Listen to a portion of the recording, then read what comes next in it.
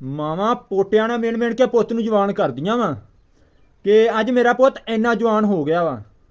ਤੇ ਜੇ ਮਾਂ ਪਿਓ ਦਾ ਪੁੱਤ ਮਿਹਨਤੀ ਨਿਕਲੇ ਨਾ ਜਵਾਨ ਹੋ ਕੇ, ਤੇ ਮਾਂ ਪਿਓ ਦੀ ਪਾਲਣ ਦਾ ਮੁੱਲ ਤਾਂ ਮੁੜਦਾ ਜੇ ਮਾਂ ਪਿਓ ਨੇ ਤੁਹਾਨੂੰ ਪਾਲਣ 'ਚ ਕੋਈ ਕਸਰ ਨਹੀਂ ਨਾ ਛੱਡੀ ਬਾਈ।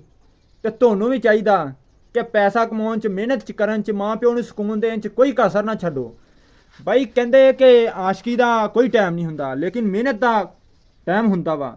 ਇਹ ਮਿਹਨਤ ਜਿਹੜੀ ਹੈ ਨਾ ਜਵਾਨੀ 'ਚ ਹੀ ਹੋਣੀ ਆ ਬਾਈ। ਇੰਨੀ ਤਾਂ ਦਲੇਰੀ ਹੋਣੀ ਚਾਹੀਦੀ ਆ, ਹਿੱਕ 'ਚ ਜਾਨ ਹੋਣੀ ਚਾਹੀਦੀ। ਆਪਾਂ ਕਿਹੜਾ ਡੱਬੇ ਵਾਲਾ ਦੁੱਧ ਪੀ ਕੇ ਜਵਾਨ ਹੋਏ ਆ।